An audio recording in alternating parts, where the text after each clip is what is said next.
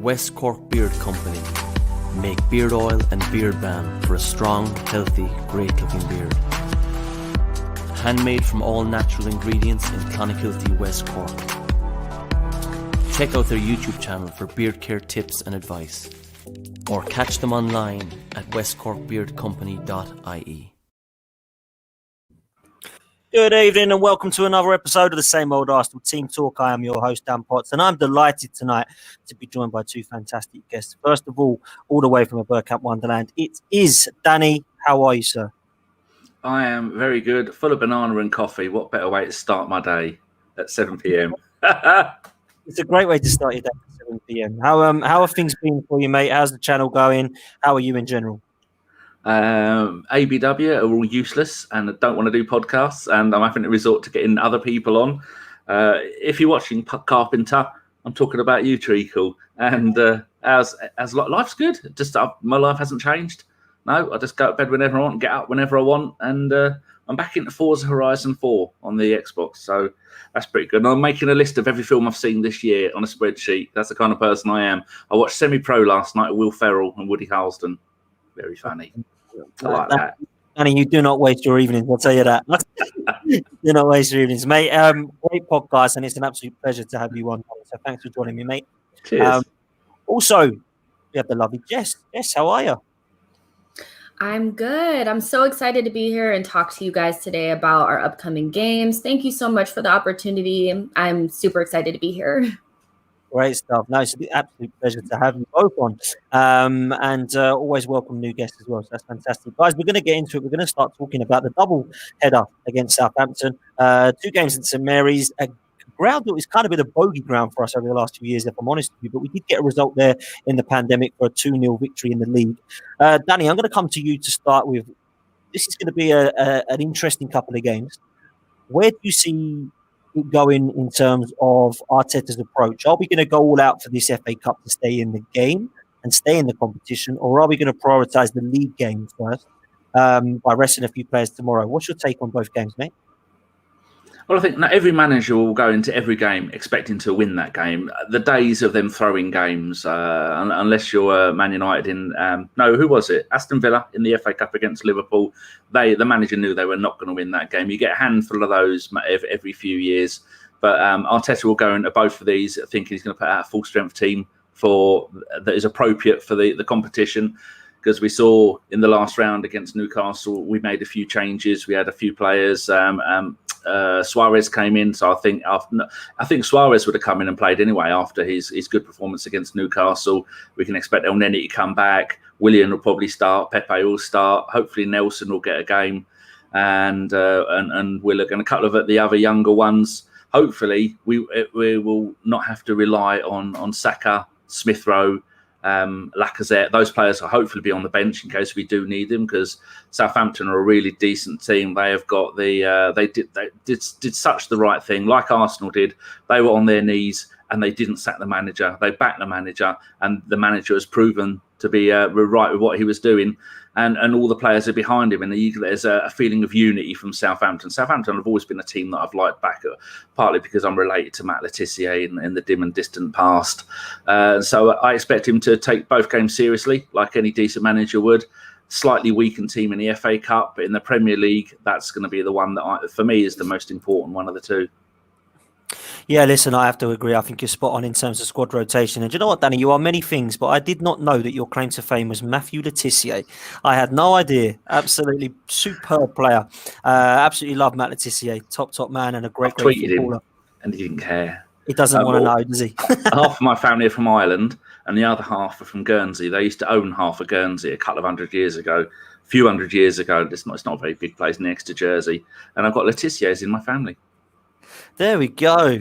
Craig Scott in the chat. Hello, mate. How you doing? Says Dan the man. He's obviously talking about me, not you, Danny. No, I'm joking. He obviously means you. Mate, we're going to move to Jess. Jess, let's ask you about the situation, because it is going to be squad rotation, I believe. Do you feel that the league game is more important, or is the FA Cup game so important because we love that competition and we want to keep in it? What's your thoughts on both of these games, Jess? I mean, I think both of them are so important, because the FA Cup is our competition. We excel in that competition, and it's important to the Arsenal fan base.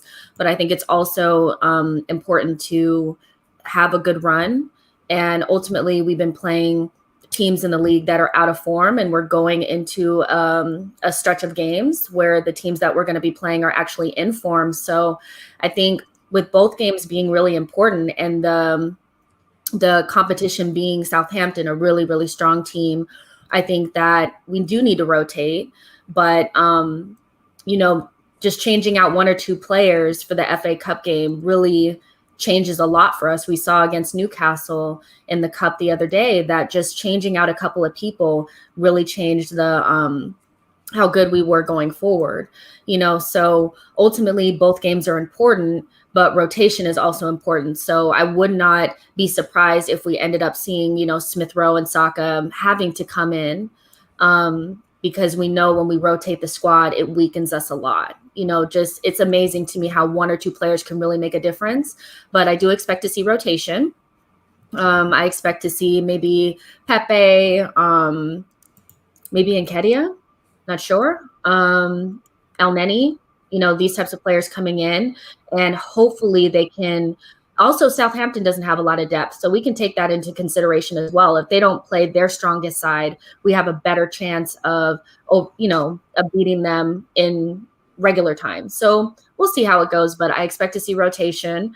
I wouldn't be surprised to see Saka and Smith Rowe having to come in if the people that we rotate with are not kind of like holding their own. But the league game is really important. So full strength in the league game, a little bit of rotation in the FA Cup. There we go. And I think personally, as you say, both team games, are extremely important. I'm going to stay with you, Jess, because you mentioned a couple of players that are going to be rotated there. I think the likes of Willian, the likes of Pepe. I think what we've seen in some of these youngsters, it has changed not just the way that we play, but also their mentality. And what I've loved about the mentality of players like Saka and Smith Rowe and Kieran Tierney is they seem to be completely different to some of the senior heads that you've mentioned in Willian and Pepe. Does that fill you with less confidence when you see the lineup like it was against Newcastle? If we had to see similar tomorrow with the likes of some of the seniors, but also some youngsters that aren't quite on the same level as Saka and Smith Rowe. And I'm talking about the Nketiahs who you mentioned and Joe Willocks. Yeah, I do. I mean, it's, you would look at the team on paper and say they should, like, even going back to the Newcastle game, you'd look at that, that team with Pepe in it, Aubameyang in it, and think automatically like, yeah, we should be able to beat this team.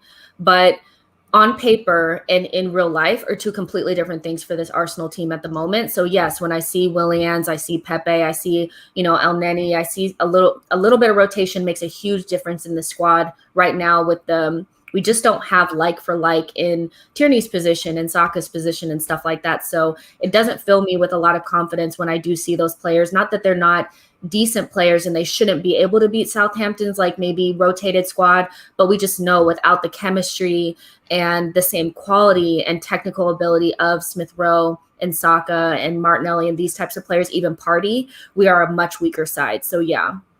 100%. No, listen, I couldn't agree more. I think you bring up some great points.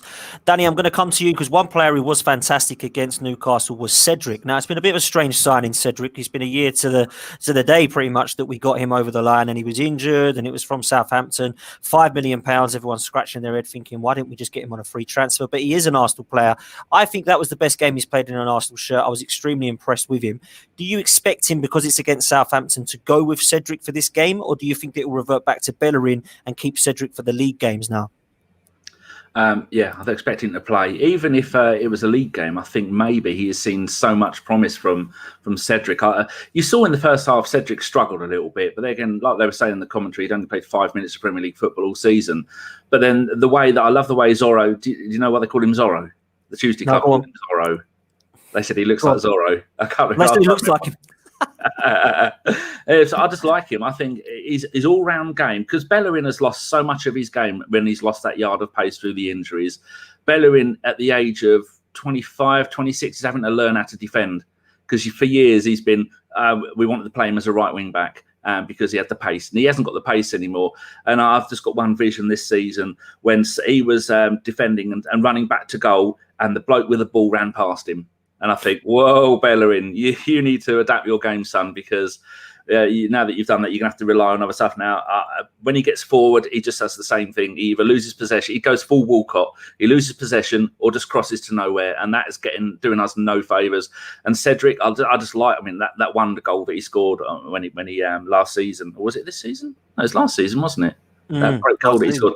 Yeah, I'm waffling. Yeah, but I like the way that he gets forward. I like the way that he's creative. I like the way that the second half he just turned it on and he looked brilliant. And as much as we all like Bellerin, because Bellerin is a talisman for the club, he's been there since he was 17, 16 when we nicked him from Barcelona. But I really do like the dynamic that Suarez adds to the game. When he gets the ball, you think something's going to happen here, and he's a born defender.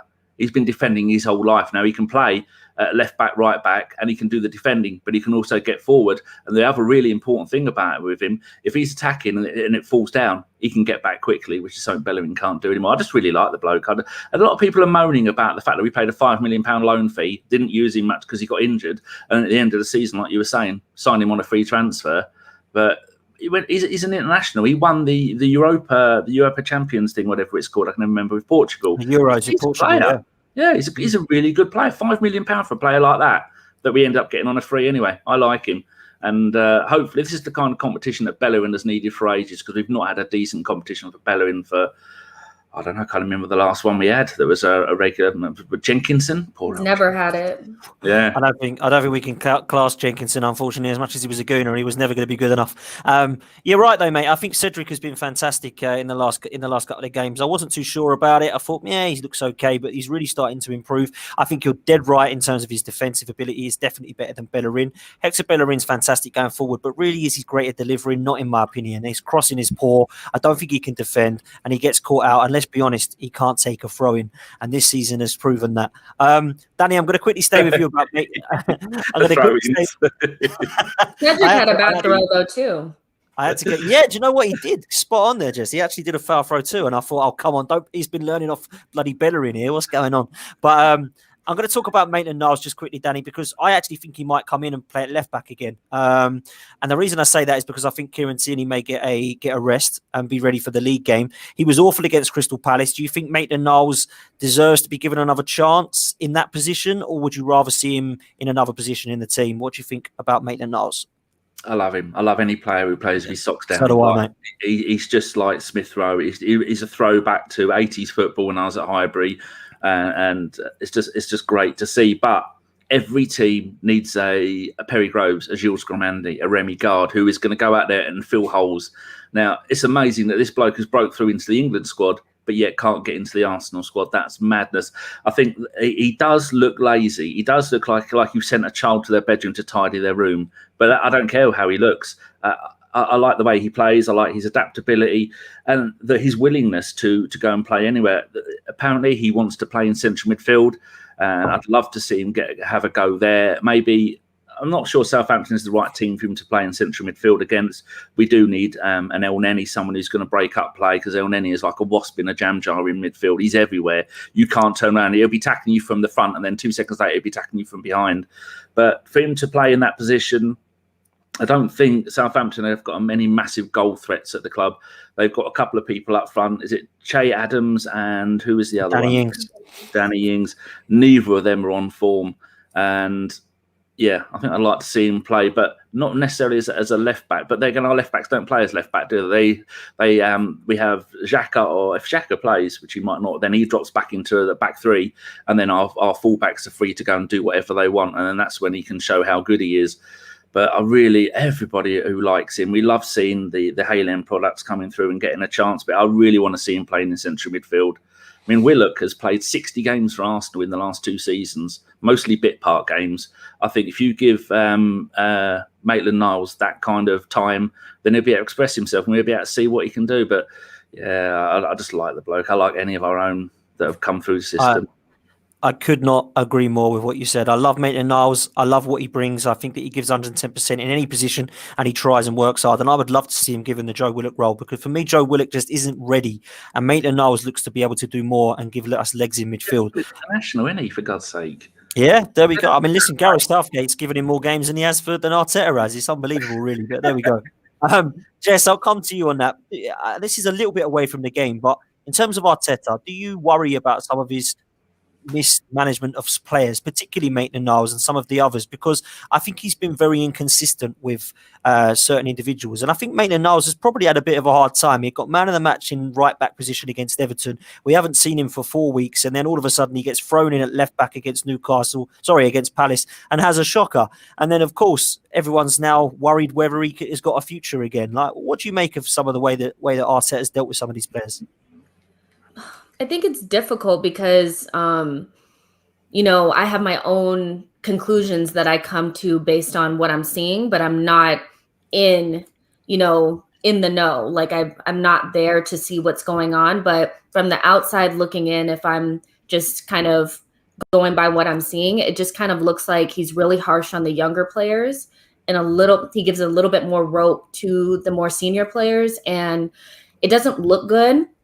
But sometimes if I'm just playing devil's advocate, it's the younger players, he has more for them. So it's more of like tough love for them because he cares about them more, because like, let's be real. Like if you try to discipline Willian, like what's going to happen? They're not going to do anything. Right. So I do have my questions about it, and I don't like the way some of the younger players have been treated. And I think it is strange that, Maitland-Niles is in the side 1 week and he's gone the next, and Saliba's here and he's not. It just seems like the younger players are getting a little bit more harsher treatment. But again, I'm not there, so I can't say what's happening that's driving these decisions. But I do know that Arteta is really big on discipline on and off the pitch. So maybe some of the decisions that he's made have been based on things that have happened outside, or things that we're not privy to. Maybe, you know what I mean? Because Ainsley Maitland-Niles was dropped out of the side because he was late to practice, stuff like that. So it's disappointing because we love our younger players. And, especially for me, like Saliba was one of the like shining lights of this season for me. Like I was really excited to see him come in, and not to see it. Like I didn't get to see him play at all, so obviously there's questions there, but again, I'm not there. So I don't know what's really going on, but yes, I do have questions about his man management and, if he's relying too much on the senior players and a little bit too harsh on the younger players. Yeah, I think you're spot on. I was really shocked about the William Saliba situation, and still am. There's something wrong there off the pitch. I think him going to Nice, I think he's played 4 games and he's got man of the match in 2 or 3 of them. So there's the quality's clearly there. I think that there was something else going on there. I'll stay with you, Jess, because I want to ask a little bit more about tomorrow's game. I think that we're going to potentially see a bit of a mix like we've suggested already. What do you make of the team that we're going to be facing? Because Southampton, I think, have got a couple of injury concerns, and also we'll find out a bit more when our Southampton fan comes on, but their strength in depth is not quite as good as us. Would you fancy our chances still with a rotated squad to get through in this game? If I'm honest, no. Like I just think the chemistry is lacking and the fluidity is lacking. As soon as you take, like, really our best games are with Saka and Emile Smith-Rowe out there with Lacazette. That's what works. The other piece on the left-hand side can either be Martinelli or Aubameyang, but without those 3 pieces, it's just different. So I want to say yes, but I wouldn't be surprised if we struggled. Is the players that are rotating haven't had a lot of minutes. They have not come off of the bench and had any sort of impact. Like Pepe doesn't give us any impact off of the bench. And when he starts in these types of games, he just doesn't have any sort of like real momentum going into these games.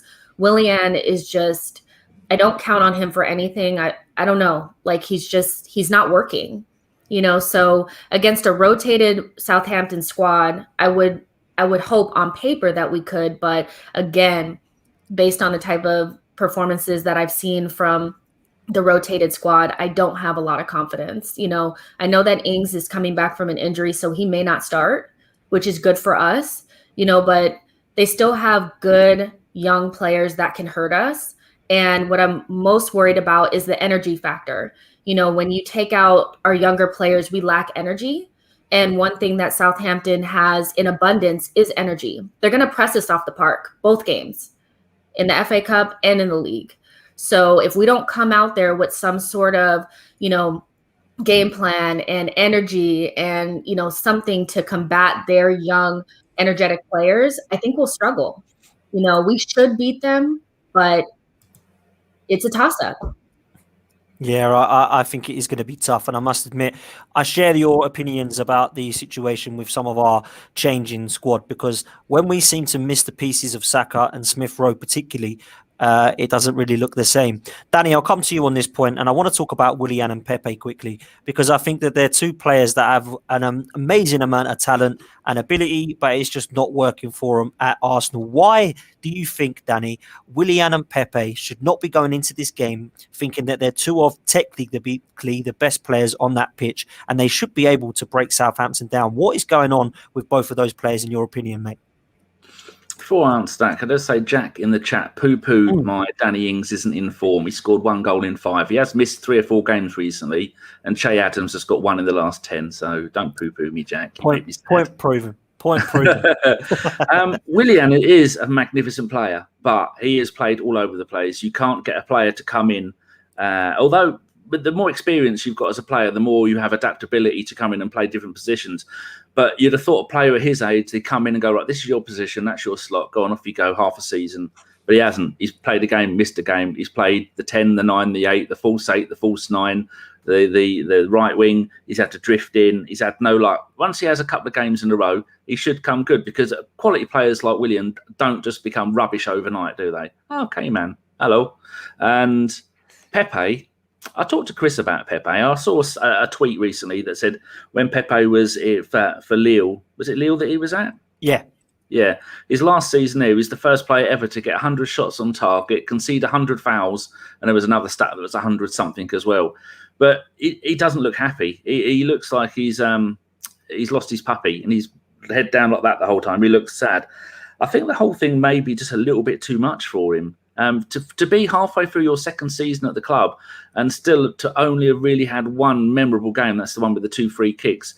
But Chris, who knows his French football better than most people, says you just need to let him play and play in the position that is best for him. And running down that right-hand side, he needs a little bit of support, which he hasn't been getting the support. When you look at the Saka Tierney thing, when on the left-hand side, that is a thing of beauty. Those two, they're almost joined at the hip, and they're almost like they're on the same wavelength, and they've been telepathic with each other. On the right-hand side, you haven't to rely on Bellerin, and most of the time you don't know where Bellerin's going to be. You don't know if he's going to be making a run. You don't know whether he's decided to run. Although Bellerin, I'm not down on Bellerin. I've got all the time in the world for Bellerin. Lovely bloke. But he needs to untuck his shirt for a start and pull his shorts down a little bit. He needs to go full Smith Rowe and just get a little bit baggy. But I really don't know what the problem is with Pepe. It must have come with huge amount of baggage to know you cost 72 million quid. He didn't ask to cost that much money. He wasn't the one who said, no, I think I'm worth a little bit more than that. He's a 20 million pound player. That's the most he is. I think it could be a whole combination of things, and I honestly really don't think it's going to work out. But Arsenal, or whoever it was who did the deal, they thought they were going to go and do a Jadon Sancho here, go and buy a player for 70 million and 2 years later flog into Barcelona for 150 million. That's what they were thinking, and they did the wrong one. And as much as I do feel for the bloke, he's going to end up going back somewhere on loan, because he's on 130 grand a week. No club is going to be paying 130 grand a week for someone who just cannot perform. And it's so sad to see, because there's definitely a player in there, but it's like Willian. It's just another mystery. Well, I think the Willian thing, not Willian, the Saliba thing, he was just told a load of lies, wasn't he?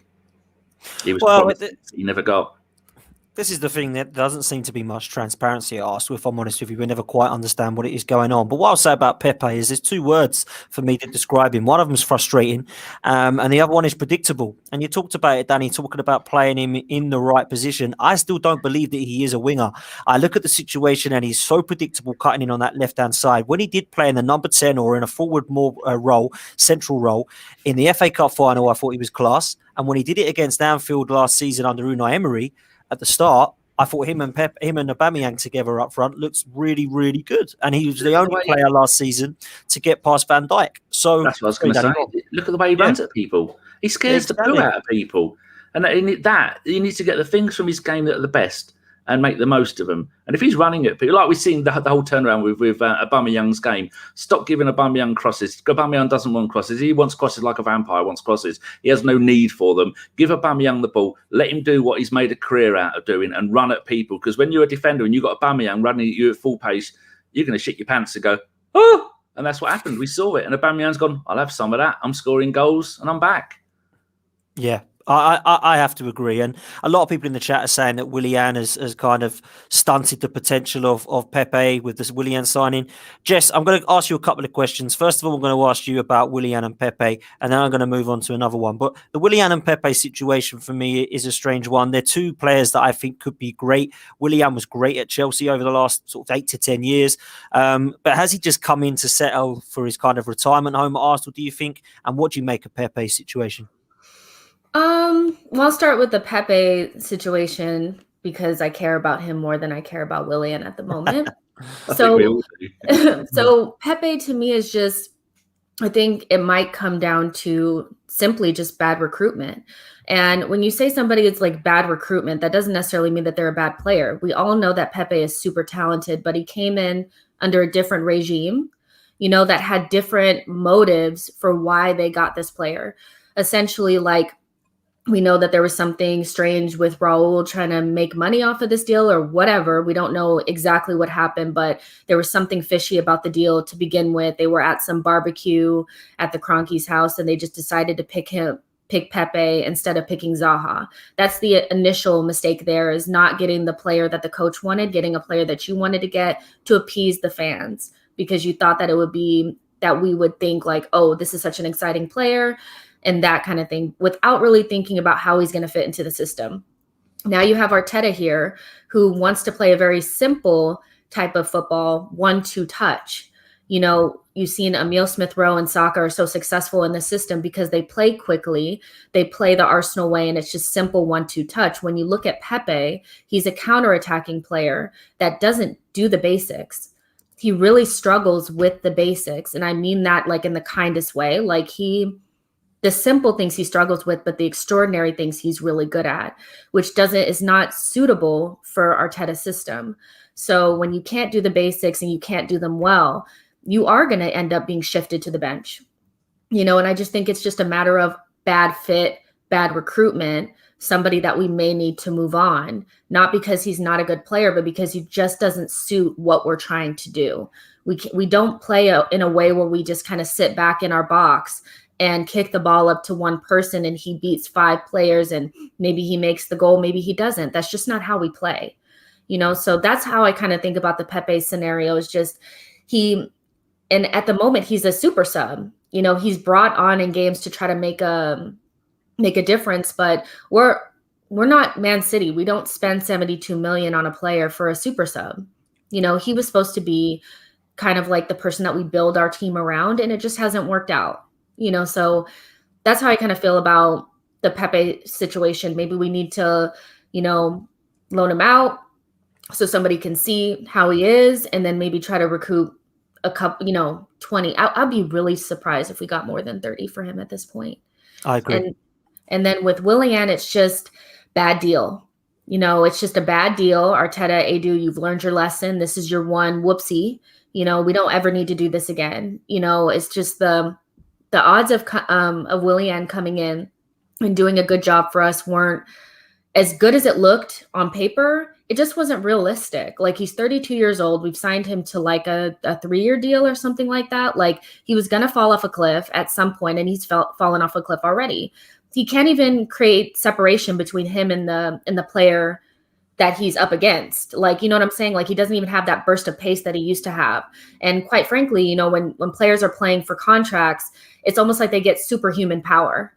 And then you didn't get the contract, and now you're at Arsenal and you're unhappy. And it's hard for him to get into being 32 years old and being in a rebuild. Arsenal's in a really tough position, and Arteta was really relying on him in the beginning of the season, and he let him down. So I think at this point we're stuck on the right-hand side. But the good thing is that Saka is so good on that right-hand side. So we really don't need them. But then at this point we're wasting resources. So what do we do from there? Can we move Willian on? It's going to be really difficult. He's on really high money and he's old. So at this point, I'm thinking the low-hanging fruit here is Pepe. How do we move him on and get as much for him as possible? That's where we are. I think you're absolutely spot on what you've just said there, Jess. I really do. I think if we're going to try and get 25 million, 30 million for Pepe, I think we'll be extremely lucky. I think with Willian, it's a bad buy. Let's just try and get rid of him in the summer. However, if it's for a couple of million, or if we try and sort a kind of contract termination out just for the fact that it hasn't worked. Before we bring our Southampton fan on who's waiting in the wings, I just want to ask one more thing for you, Jess, and that's Eddie Nketiah and Balogun. I think Arteta wants them both to stay, but it looks like Balogun is probably going to move on. Do you think there's any chance of us seeing Balogun tomorrow, or do you think it's going to be Eddie that gets the nod? I think Balogun, whatever the last game that they played for the under-23s, he started. I don't see him playing in this game. I have strong feelings about this scenario, because I think it really encompasses what's wrong with Arsenal at the moment, is that we don't make decisive decisions. And when you don't make decisive decisions, decisions are made for you. And you lose the opportunity to control the narrative and control the situation. And we lost, Balogun started today. We lost control over this situation, and Nketiah could, by the time the season is over, he'll be in the last 12 months of his contract. So essentially we've lost all control of that scenario. If you really think you're going to be able to sell him at this point, when we get to the summer, it's not happening. Nobody's going to buy Eddie for 30 million, which is what we think he's worth. But in keeping him and letting him get to the last year of his contract, you've lost Balogun, and Eddie's only scored 12 goals in 4 years. Balogun could do the same. But we're losing opportunity to make money off of youth products by keeping them a little bit longer than we should. Balogun and Eddie Nketiah have the same agent. So essentially this agent can make money off of moving both players for free from Arsenal because we didn't make the right decision. So we lose Balogun for free, then we lose Nketiah for free. What's the point of that? When you could have just moved Nketiah on now and re-sign Balogun now. And even if Balogun didn't work, we still could make 20 million off of him. So now we're in the position where we can make zero. So I know it's like, I'm not really talking about whether the players are good or not, because it really doesn't matter at this point, right? It's like, we're looking for somebody to be a backup. Nketiah is a good player, but we know what he is. So why not move him on and see what Balogun is? If he doesn't work out, make money off of him, or maybe he just serves the first team. But this lack of decisive decision-making is hurting us in the long run. We're going to keep Nketiah, lose Balogun, and I guarantee Nketiah will leave for free, because there's absolutely no reason for him to leave Arsenal with 1 year left on his deal. So it's really frustrating. This situation it frustrates me, because I just don't really understand why we couldn't just shift. People were interested in Nketiah in January. They were interested in him, but we turned it down because we want 30. I'm telling you, in this pandemic, Nketiah is not going to get sold for 30. And I know that he's the under 21, England, top scorer and all that kind of stuff. But really, you're only worth what somebody's willing to pay for you. So we could have taken 15 to 20 and I would have sold him. That's it. 100%. Again, spot on. I think this is something that we are looking like we've learnt from with the Saka and Martinelli situation. And it's a bit like coming out of jail and then going and robbing a bank, isn't it? Because that's exactly what happens with us. We go and do exactly the same thing by the situation with Nketiah and Balogun. Listen, Eddie Nketiah, I've got nothing against the lad. And I said it last night on another podcast. I just don't think the guy's good enough. I don't think he's going to be a goal-scoring machine at Arsenal. He could go and do very well at Swansea or West Brom or Palace. Absolutely, of course he could. I think that's his level. But for us, I don't think he's going to get anywhere near the side. So why not go and sell him to a West Ham or somebody like the teams I've just said for 20 million and try and sort out the Balogun deal? It looks to me like Jess says we're probably going to lose out on both of them. Guys, just before I bring the Southampton fan on, please like this video. Please subscribe if you haven't done so already. There's 166 of you watching. I'd love all of you to hit the like button. If you could, it would mean a lot to me. Thank you very much. We've got Danny, we've got myself, Dan, and we are going to bring another Dan on just to confuse things. Dan, the Saints fan. Dan, how are you, buddy? Yeah, I'm good, mate. Looking forward to tomorrow's game. I bet you are, mate. It's a shame we can't go, but we're going to try and do the best we can to enjoy it. I was on your channel earlier talking about what I think about Arsenal. Us three have had our opinions on Arsenal. It's time to talk some Southampton. Before we go into tomorrow's fixture, what have you made of your season? Because I must admit, I've kind of admired your club keeping hold of Ralph, because it looked like he was going to go at one point, and you stuck with him, and it was definitely the right decision. Is that fair to say? Yeah, no, you're spot on. I mean, it's not just him staying; it's him staying and signing a 4-year contract.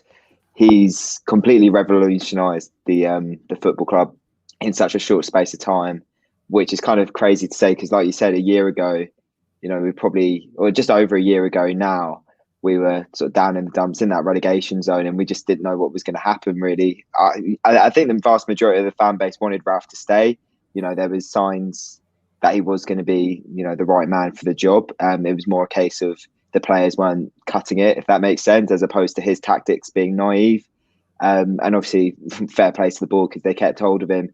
We went on a great run over that Christmas, and in the end of the season, we finished 11th. And now, obviously, I think it's hard to say that the pandemic's helped us because obviously it's such a disappointing thing, and it's affected a lot of people. But given the break, I think the fact that we had that restart and then a 6-week pre-season, because we did so well in the restart, having 6 weeks of pre-season, that's nothing. It was almost like we were starting off again. So having finished the season so well, I think that's partly why we've started this season so well as well, if that makes sense. I don't know if that's sounded a bit of waffle, but I think that's been a massive contribution. And some of the players for tomorrow, Dan, I mean, we've been talking about rotation ourselves. We're not really sure what Arteta's going to do, but we expect there to be rotation. How seriously are you going to take this competition tomorrow? Because we're going to kind of cover both games really here. We try to cover FA Cup and the league game, which is literally days away from each other. How seriously are you going to take tomorrow in comparison to the league game, do you think? Very. Ralph said in his conference, strongest available team is going to be starting tomorrow. I think the fact that we got knocked out of the League Cup in the first round or the first game against Brentford, I think that really, frustrated him because we did play our strongest possible 11 in that one as well. And we were awful. So I think he wants to have a go. I think he wants to have a crack. I think he can smell blood a little bit in the sense that there is an opportunity here to not only just beat Arsenal tomorrow, but go on and win the FA Cup. Fair one. And do you know what? I wish more teams had that mentality, if I'm honest with you. I mean, a lot of people have kind of degraded the FA Cup, and Arsenal fans absolutely love the competition, and rightly so. 14 times we are the best in this competition, and the stats prove it. So we've always been a fan of this competition, and I think sometimes people look at the league, just think, let's just get rid of the FA Cup. We don't need that distraction, and let's go for the league. So I'm with you. I think it should be something that you should look to have a chance at doing something. We've talked about our rotation not being as great against Newcastle. If it wasn't for Leno, we would have been out. If Andy Carroll would have had his shooting boots on, we would have been out and you'd be playing Newcastle. So you must look at that and fancy your chances, and then look at the Chorley Wolves game and think potentially you've got a route to get closer and closer to Wembley. So I totally agree with that. One thing I do want to ask, Dan, is a little bit about your opinions of Arsenal and what you're expecting from us, because we've had a bit of a shocking season. It's been a bit up and down. Do you feel comfortable now? When Arsenal came out in that draw, did you kind of think I'm all right with that, or did you think, oh no, we could have done better? What was your thoughts, honestly? It's a tough one. I think getting drawn against a Premier League side in the fourth round, we said it on my channel. You want your lower league teams. If you look at the amount of Championship, League One, League, I mean, for God's sake, there's a 6th tier team in the draw, and you're getting drawn against another Premier League side. Do you know what I mean? It's one of those where I think even if it had been West Brom, or no, West Brom aren't even in it, but do you know what I mean? Like a lower level Premier League side, I think we still would have been a bit frustrated. Like, come on, we could have done better here. But I think also the fact that it is Arsenal in the sense that the FA Cup is Arsenal's competition. 14 times you're the holders of the competition. I feel like regardless of form, because obviously at the time the draw was made, you were sort of about to start this big run that's obviously lifted you up the Premier League table. But yes and no. I think I see it as a winnable game without a doubt, based on how you guys have been doing this season and how we've been doing this season. But you just can't help but feel at this early stage of the competition you could have done a little bit better. And it's the same with Arsenal, I think. Fair play. Danny, I'll bring you in about Southampton. You said you had admiration for them, and you've obviously showed off about your link with Matt Letizia. But I think when you look at it, this situation is not really been pleasant for us the last few years going to St Mary's. Do you think that's going to have an effect on the team? No, because most of the players we've got at the moment weren't there a few years ago when we used to go there. I went there a few years ago, played during the league, then played in the FA Cup and the League Cup.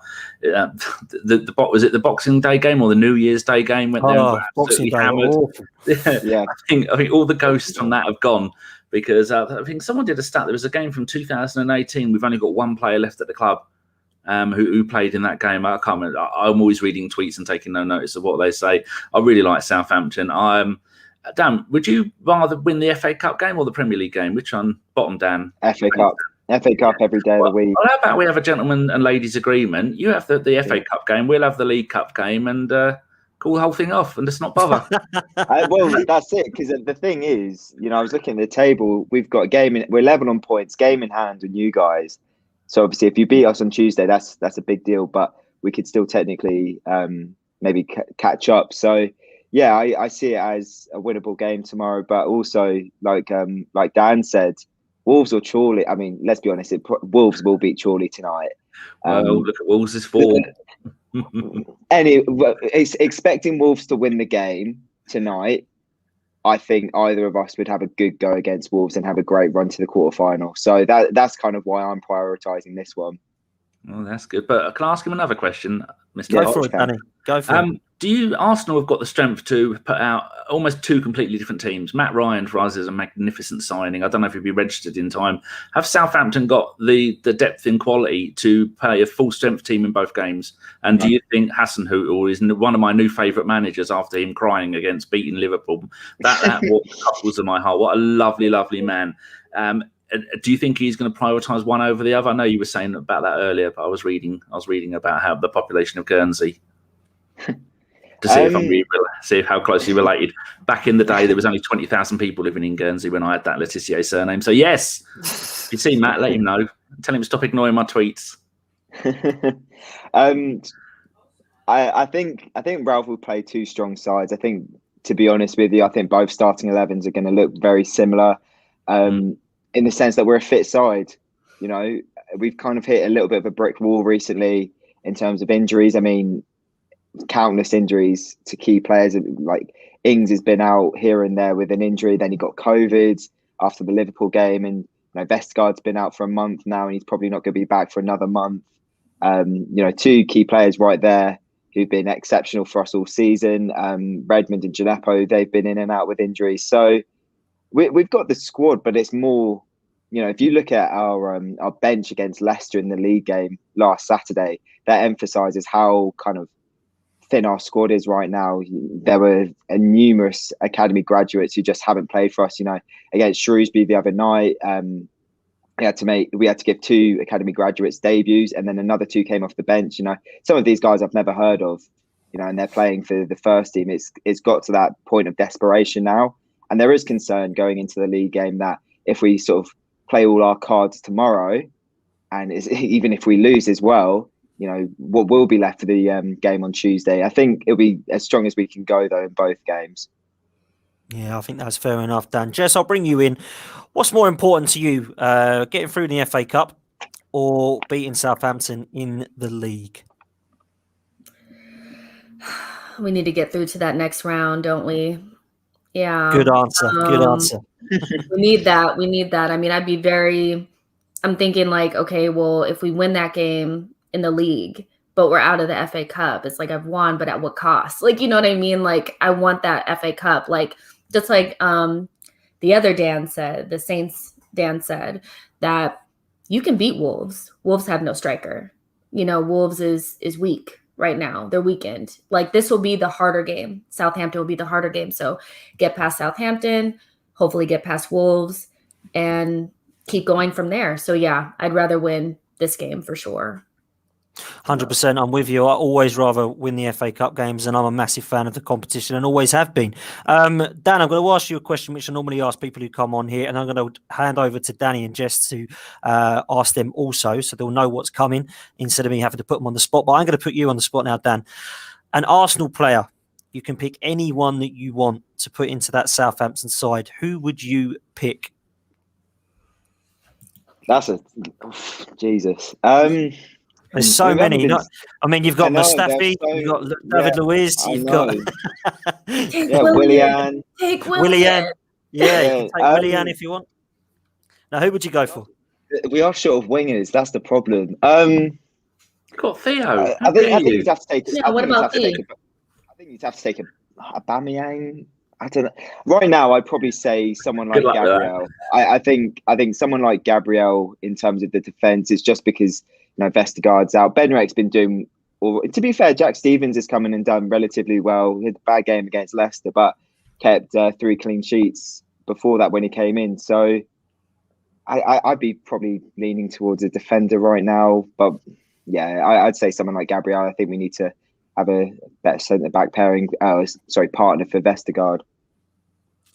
Fair play. I'm going to go next, and then the person that I'm going to pick from Southampton, it was between two for me.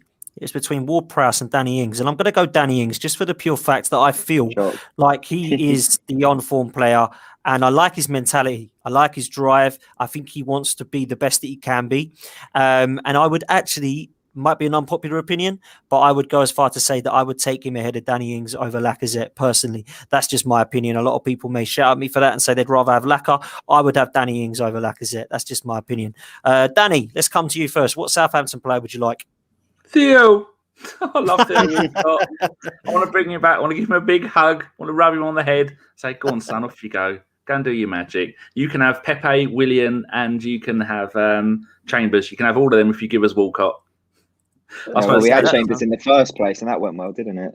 I suppose Danny Ings is the player that we need the most. Ward-Prowse, but Danny Ings is the kind of player that we really need because other than Balogun, we have no big man up front who is going to thrive on the on the court, on the crosses, and all that other stuff that we do. But the only problem with Ings is, like you were saying, is his injury record. He is, if he stayed injury free, you wouldn't be able to keep him at Southampton for too long because Liverpool saw the ability that he has. And then the injuries, and then was he loaned to you, or was he loaned to Burnley or someone? Yeah, it was an initial loan, but with obligation to buy at the end of it. So it was basically a permanent deal. Didn't it cost you about 18 million or something? Yeah, it was something about that. It was like 20 odds in the region, which at the time you just think. To be honest, at the time I thought it was a bit of a mixed one because it was either him or Welbeck. They were the two strikers being linked at the time, and obviously we went with Ings, and thank God we did. Welbeck isn't really a striker, though, is he? He's more of a run his arse off and make everyone else look good, and then get a free transfer. He does give 110%, Danny Welbeck. Welcome to Lead Judges in the chat. Says that I've been drinking. No, Mr. Judges, you are the only person who drinks on podcasts. Jess, before we move to you, wasn't he drunk? Unbelievable. No, it wasn't so bad. I'm joking. Jess, before we move to you, we do have a fantastic super chat. Thank you very much, Alexander, for your kind donation. Thank you for inviting Jess on. Just a beautiful guest. Amazing. Thank you. Jess, we'll come. Very sweet. Jess, we'll come to you. One Southampton player. Are you agreeing with me and Danny that it'd be Danny Ings, or would you go for someone else? Ward-Prowse for sure. Like, if you just could imagine for 1 second Thomas Partey and Ward-Prowse in that midfield together, the engine, insane. And like we all know that a free kick for Ward-Prowse is basically a penalty kick, and we don't have anybody like that in our squad. Like that adds a completely different dimension to what you can do. Like, our players continuously hit the wall. He hits the back of the net, and he works really hard. He's not fancy. He's somebody that the majority of the Arsenal fan base would probably turn their nose up at because he's not exotic enough. But I would take Ward-Prowse in a second. So yeah, he's my choice. And I think it's a great choice. We're going to do some predictions for tomorrow's game, and we're also going to do some predictions, seeing as we've got Dan on for Tuesday's game as well. So I'm going to start with you, Jess, seeing as I just finished with it. What do you think the score is going to be tomorrow, and what do you think we'll do in the league on Tuesday? On the spot. I think, what do I think?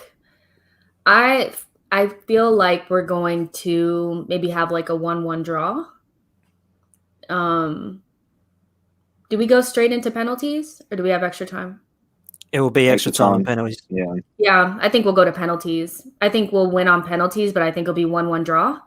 And I think that we will probably tie again in the league. Maybe a 2-2 in the league. That's what I think. There we go. Danny, let's come to you. What do you reckon the scores will be in both games, mate? We're not conceding goals in either games. I agree with Jess. 0-0, penalties the first one, and then they'll be knackered for the second one, and then we'll go there and beat them 1-0. Ooh, very optimistic there. Dan, we'll come to you next. Yeah, I'm seeing draws in both games. I can't lie. You know what? I'll go optimistic. I'm going to say we're going to win tomorrow 2-0 and then have a really underwhelming 0-0 at St. Mary's on Tuesday night in the league. Fair enough. I'm going to be optimistic for tomorrow's game. I think Southampton will make a few changes, if I'm honest with you, because I don't think they've got the squad depth to go with their best 11 in both games. And I think they have got their eye on the league and seeing how far they can get in this competition. Although Ralph's saying he wants to take the competition seriously, of course he's going to say that. I'm going to go for a 2-1 victory to Arsenal tomorrow, but I am going to go for a 1-1 draw on Tuesday night. I don't think we're going to take the 3 points against you, unfortunately, in the league. Got 10 minutes left. I want to quickly round up on transfer news. We have signed Matt Ryan today. For me, a fantastic signing.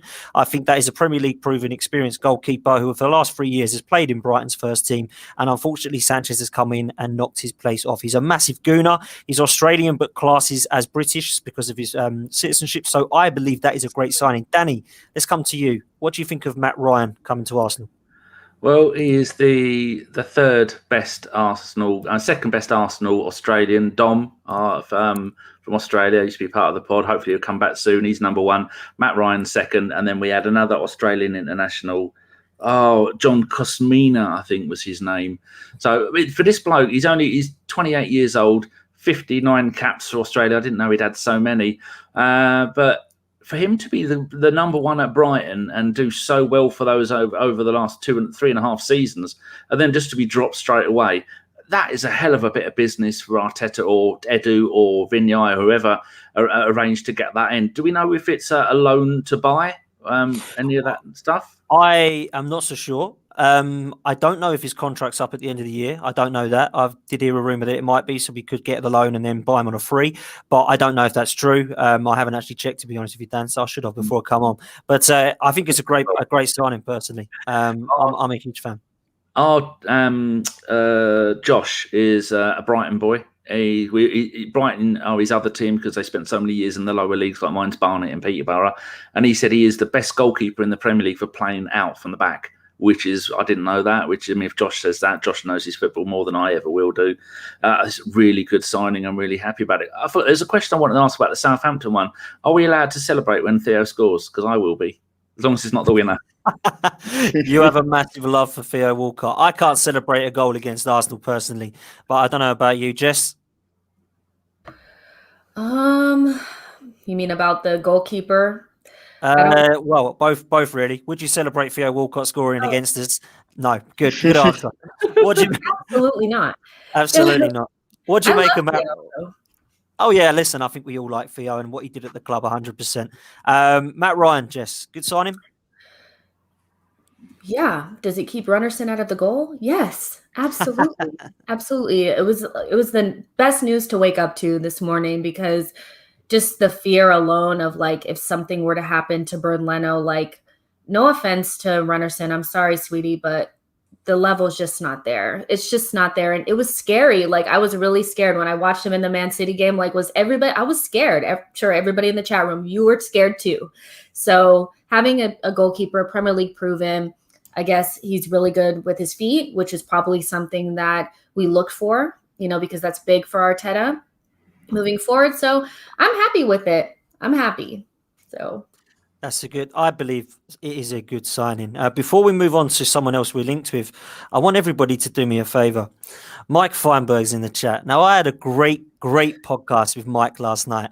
Mike is a brilliant guy, hilarious man. Gunners podcast. Please, everyone go over, from Same Old Arsenal. If you're watching, go and look at the Gooners podcast. Absolutely fantastic banter. Really good fun last night. I would celebrate Theo's goal with a nice bowl of soup. I'm not going to spoil it, but please go and watch it and you'll know exactly what that comment is about. Mike, absolute pleasure as always. Martin Odegaard looks like he could be on his way to the Arsenal. I believe this kid could be something special. I believe this kid could be a huge risk and it go absolutely wrong. But a loan deal looks to be okay for a few months. Now, he's 22 years old. He was 16 years old when he was supposedly a wonder kid. He's gone to Real Madrid and it's not quite worked out for him. He's had loan spells at Vitesse and he's also had loan spells at Real Sociedad. His numbers were pretty good from what I was told in Real Sociedad. And Danny, you'll probably be able to tell me more than that in terms of the stats, being a stats man yourself. But apparently for Real Sociedad, he was fantastic. Now, Jess, let's start with you and then I'm going to come to Danny. Martin Odegaard, that's the sort of position we need. Does this excite you, however? Absolutely. Like, I think a year ago when I watched him for Sociedad, I was like, where do we scrape together the 60 to 80 million to buy this kid in 2 years? Like, to me, he's that good. I know that he's had a little start-stop because, you know, he was at Real Madrid and he didn't play. But ultimately, Zinedine Zidane does not he prefers the more experienced players, the Modric and, you know, those types of players, Cruz and stuff like that. So it's really difficult to get into the team. So his lack of playing time for Real Madrid is not indicative of his talent. He's so talented. And I don't want to bring up the O word, but he does remind me of Ozil, like a modern Ozil playing in the right half space. He's left-footed as well. You know, he has great vision. He can dribble. You know, he's a great player. I think he had 4 goals and 6 assists or something like that for Sociedad last season, was very integral in them being able to get into Europe. So I think not only is he a good buffer for Smith Rowe, you know, we're basically future-proofing him and putting him in cotton wool, like trying to make sure that Smith Rowe is able to sustain the season, but he's also going to complement him really well because we're going to be able to play him maybe off of the right. You know, Smith Rowe can also play off of the right. And even if you play in the right wing position, that doesn't necessarily mean that that's what you're doing for the team. So I think that gives us additional technical quality, additional football IQ, and just another player that's going to be really complementary to the young players that we have coming through. Jess, I could not agree with what you're saying more. I have not seen a lot of this kid, but from what I have seen, I like what I see. I see creativity, I see vision, I see a good passer of a football. He seems to glide through the ball. He's got a good left foot. So yeah, let's see if we can get this done. It looks to be a done deal. Danny, let's come to you. We have someone in the chat called Kay who says that Odegaard is fantastic. Trust me, I'm Norwegian. What do you make of this signing potentially, Danny? Well, I like him this season. He's. I was looking at the stats last night when Tom tweeted that it was going to happen. And if Tom says he likes him, and I've got a couple of friends that are Norwegian and they really like him, and he plays with Haaland, so maybe we better get Haaland on a imagine that get him as well. God, no chance of that. But just looking at this season in the La Liga for Real Sociedad, he's played 7 games, no goals, no assists. He's had a couple of injuries, a calf and a muscle injury. And the last 5 games, he spent 3 of them on the bench and he came on in the 85th minute. So I think his time there is done. It's only a matter of time of where he's going to go after. But then I thought I'd go back and have a look at, if you go to Wikipedia and look at a player's info and go and look at the French version, it gives you all the assists as well. 18-19 Vitesse Arnhem in the Eredivisie, 31 games, 8 goals, 10 assists. Now, the Eredivisie is a half-decent league, especially if you're a young player coming through, and then he'd have been 19 and 20 years old. And to do that in that division then, no wonder they saw so much promise with him. I mean, in 2014, so what's that, 6 years ago, that would have made him 16. For unpronounceable, sounds like a cheese, Stromgodset or something. 23 games, 5 goals, 7 assists. I mean, as a 16-year-old doing that's amazing. But last season with Real Sociedad, 31 games, 4 goals, 6 assists. That has got, I think if you stick him in a team like we are, where it's an attacking team, you've got creative players around him, and then you've got Partey going around letting people know that if you kick him, I'm going to have you. that is just going to be magnificent. But the only thing to worry about is how is that going to affect Smith Rowe? Because Smith Rowe has done all the hard work. He had the Red Bull loan, he had the Huddersfield loan. He has done what most Arsenal young players haven't been able to do: go out and have 2 decent loans. Didn't play much for Red Bull because he was injured when he went there. But he is the same kind of player, but I think he's further along in his career. He's only 2 years older than Smith Rowe, but he's further along in his career. And if he comes to the club, then Smith Rowe's going to have to take a back seat, because we can't be playing. We haven't got the League Cup anymore. The Europa League, we're playing Benfica, and that's going to be a hard game.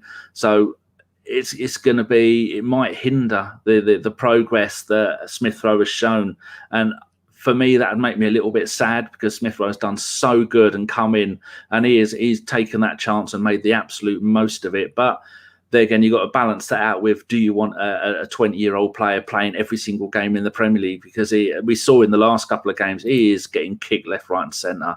And we do need a backup, because if he gets injured, if Smith Rowe gets injured, who have we got? Yeah. Well, listen, if that's the good way to end it. If Smith Rowe gets injured, we're back to Willian at number 10, and we don't want that. So as far as I'm concerned, Odegaard coming in would be a fantastic option. And I think that they could fight it out, and there's some competition. And Smith Rowe over 38 games is just not going to happen.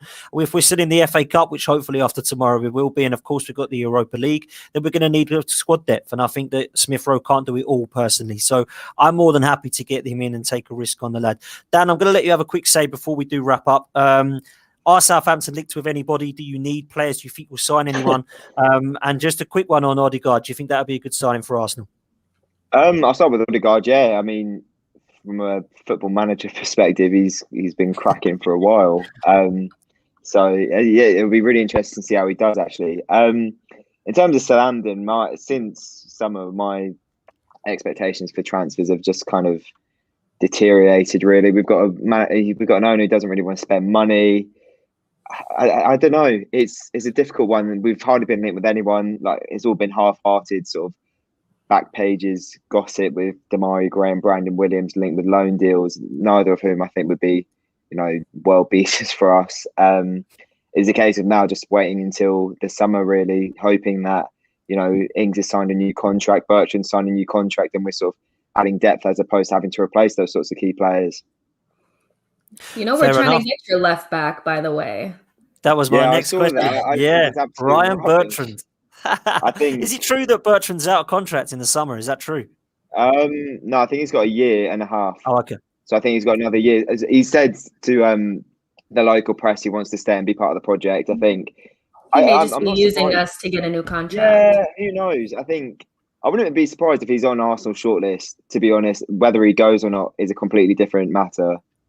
Well, we definitely need a backup left back, because if Kieran Tierney, anything happens, of course, Saka's got he to wouldn't go go to be a backup. There's no chance he'd go to he's a Chelsea boy. He's a Chelsea boy. He wouldn't go to Arsenal to be their backup. No chance. This is my point. And I think that if, he's 31, 32, he might look at the situation and think, coming to the end of my career, I need to be playing. Or he could be looking and saying, it's the end of my career, I could go and do something at Arsenal. I just don't see it happening personally. We have been linked with Mitchell as well, the left back for Palace today. But I don't see that happening, because I think he could be quite a lot of money, because he's been playing well and he's English, and it's looking like he could be just not an option for us. But we do need somebody to cover Kieran Tierney. Guys, go on, Danny. Lopez, he's coming. Watch out. Yeah, you said him last night in the chat, Lopez. I like Nuno Mendes from Sporting Lisbon, but you were talking about this Lopez. Yeah, he's brilliant. He's 17 years old. We've seen that Arteta likes to use the younger lads, and he's 17. He's playing for the under-23s. He's played most games this season. Wonderful Spanish left back. He's got everything. Give him 6 months, like Arthur. When Arthur comes through, what a goalkeeper he's going to be. We've got so many great young players. There we go. Trust. We don't need any more money, Dan. We don't need any more money. Burn the checkbook. We've got loads of youth coming through. They're going to do it. We've seen how good they are. That's all we worry. Project Youth is the way forward. You heard it here from Danny from Burkamp Wonderland, not from me. Guys, it's been an absolute pleasure. Dan, thank you so much for coming on, mate. It's always difficult coming on to another opposition podcast, mate. But thank you very much for coming on, mate. How can people follow you? How can people follow you on Twitter, mate? Yeah, find us on the Saints View, at the Saints View on Instagram or Twitter, or mainly on YouTube. Yes, Southampton fan channel. If you want your Saints content, really, I think that's as much as I need to say about it. No worries at all, mate. Absolute pleasure having you on. I'd love to get you on for any reverse fixtures in the future. It's been a great link up. Thank you very much, mate. Yeah, no problem.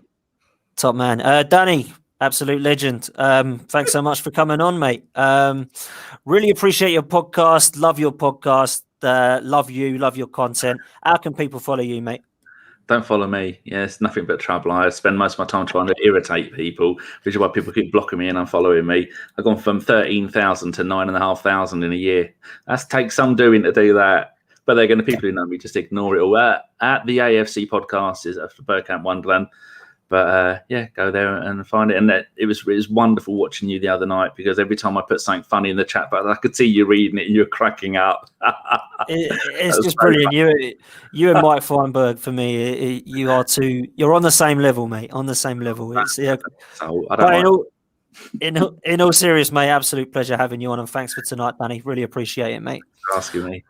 And finally, Jess, absolute pleasure. You've been a delight to be on this podcast. I'd love to have you on again. I hope you've enjoyed it. How can people come and follow you, Jess? Yeah, you guys, I have a show called She Knows Arsenal on the Bearded Gooners channel. So if you go into YouTube and you go in the little search bar and you put in the Bearded Gooner, you will find Tanner's channel, and then you'll see my show in there. So he was nice enough to let me use this platform to start my own show. We have shows every Wednesday at 12 p.m. Eastern Standard Time, which is like 5 p.m. UK time.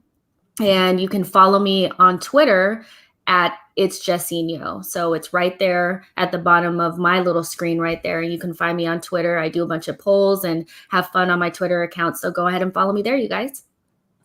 Jess, absolute pleasure. Please go and follow Jess on Twitter. Also, It's Jessinho. What an absolutely superb Twitter name that is.